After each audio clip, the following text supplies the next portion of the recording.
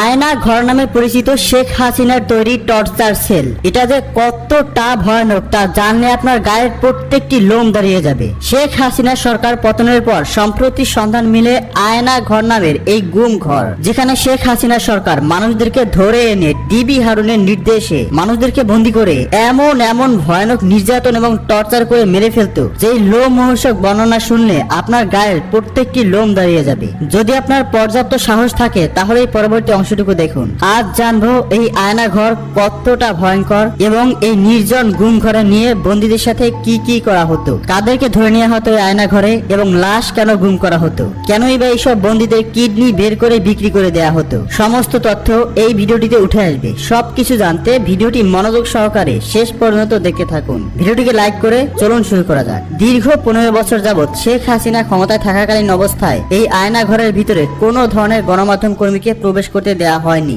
যে কারণে এই আয়না ঘরের ভিতরে কতজন মানুষকে বন্দী করে রাখা হয়েছিল এবং এই আয়না ঘরের ভিতরে কি পরিমাণ অমানবিক নির্যাতন করা হতো তা কাউকেই জানতে দেয়া হতো না। কিন্তু যখনই শেখ হাসিনা সরকারের পতন হয় তখনই বেরিয়ে আসে এই আয়না ঘরের নির্মম বাস্তবতা। কত লাখ মানুষকে এখানে গুম করে রাখা হয়েছিল। আপনাদের প্রথমে কিছু ফটো এবং ভিডিও দেখাই, যেখানে লক্ষ লক্ষ মানুষের মৃত্যু কঙ্কাল দেখা যায়। এই মৃত্যু কঙ্কাল গুলো সেই সমস্ত মানুষদের যাদেরকে আয়না ঘরে ঢুকিয়ে নির্মম ভাবে অত্যাচার করে মেরে ফেলে লাশ গণ কবর দিয়ে চাপা দেওয়া হয়েছিল এবং সেই কঙ্কালগুলোর ভিডিওই সম্প্রতি শেখ হাসিনার পতনের পর গণমাধ্যমে প্রকাশ হয়। এই আয়না ঘরে কর্মরত কিছু পুলিশ বাহিনীদের মুখ থেকে বেরিয়ে আসে এর নির্মম বাস্তবতা। কতটা ভয়ঙ্কর ভাবে আসামিদেরকে টর্চার করা হতো সেগুলো শুনলে আপনার গায়ের প্রত্যেকটি লোম এক এক করে দাঁড়িয়ে যাবে। আয়না ঘরে ঢুকানোর 1 সপ্তাহের মধ্যেই কয়েদিরা মৃত্যুর জন্য আর্তনাদ করত। এখানে থাকা এক কর্মচারী বলেন, আয়না ঘরে থাকা প্রত্যেকটা কয়েদি প্রত্যেক দিন হাত পা ধরে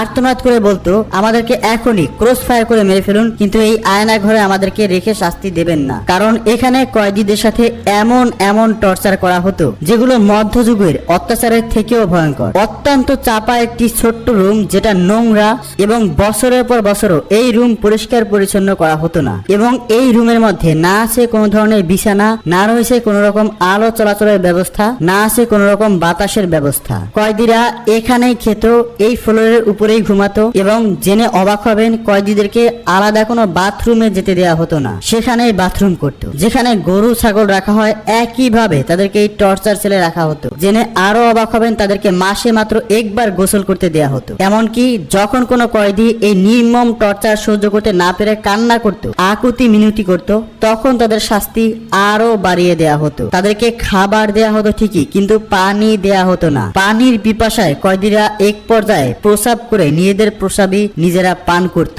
এবং প্রস্রাব পান করে আবার প্রস্রাব করত এবং সেই প্রস্রাব আবারও পান করত। এভাবে কিছুদিন করার ফলে কিডনি বিকল হয়ে কয়েদিরা মারা যেত এবং সেই মারা যাওয়া কয়েদিদেরকে গণ কবর দিয়ে মাটি চাপা দিয়ে লাশ গুম করে ফেলা হয়েছিল। এরপরে কিছু অফিসার ভাবতে থাকে, এইভাবে মেরে ফেললে তো আমাদের কোনো লাভ হবে না। এরপরে কয়েদিদেরকে খাবারের সাথে পানি দেয়া হতো, যাতে করে অল্প সময় তারা মারা না যায় এবং শাস্তির পরিমাণ বাড়ানো যায়। ভিডিওর এই পর্যায়ে আপনার মনে হতে পারে তাদেরকে এত পরিমাণ শাস্তি কেন দেয়া হতো, সেটার উত্তর কিছুক্ষণ পরেই পাবেন। এই আয়না ঘরের ভিতরে খুব বেশি মানুষ রাখার পর্যাপ্ত জায়গা ছিল না, যে কারণে যাদেরকে এখানে ঢুকানো হতো কয়েদির সংখ্যা বেড়ে গেলে পুরনো কয়েদিদেরকে মেরে ফেলা হতো এবং মেরে ফেলা হতো এমন নির্মম অত্যাচারের মাধ্যমে যেই বর্ণনা শুনলে আপনার চোখ দিয়ে পানি চলে আসবে। তাদেরকে আলাদা কক্ষে নিয়ে জীবিত অবস্থায় পোস্টমর্টম করা হতো। তাদের শরীরের কিডনি, লিভার, ফুসফুস এবং গুরুত্বপূর্ণ অঙ্গ প্রত্যঙ্গ জীবিত অবস্থায় শরীর থেকে বের করে নেওয়া হতো এবং এক পর্যায়ে কয়েদিরা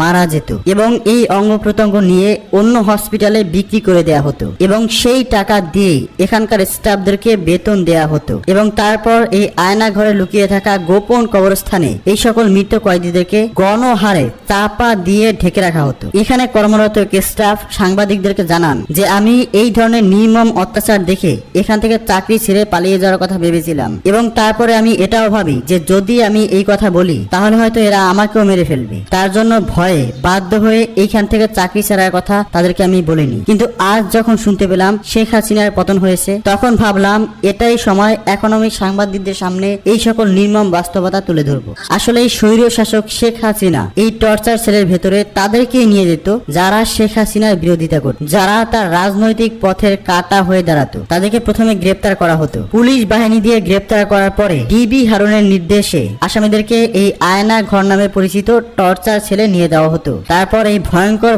নির্মম অত্যাচার করে এক পর্যায়ে মেরে ফেলে দেহের অঙ্গ প্রত্যঙ্গ বের করে বিক্রি করে দেওয়া হতো এবং সেই বিক্রিত টাকা দিয়ে এখানকার সমস্ত স্টাফদেরকে বেতন দেওয়া হতো এবং লাশগুলো গণকবর দেওয়া হতো এবং সেই লাশগুলোর কঙ্কাল আপনারা এখন দেখতে পাচ্ছেন। তো এই স্বৈরশাসক শেখ হাসিনা সম্পর্কে আপনার কি মন্তব্য, ডিবি হারুন সম্পর্কে আপনার কি মন্তব্য, কমেন্টসে লিখে জানাবেন এবং ভিডিওটিকে লাইক করে বেশি বেশি শেয়ার করে অন্যদেরকে দেখার সুযোগ করে দিন। এটা আপনার দায়িত্ব। ভালো থাকবেন সবাই, ধন্যবাদ।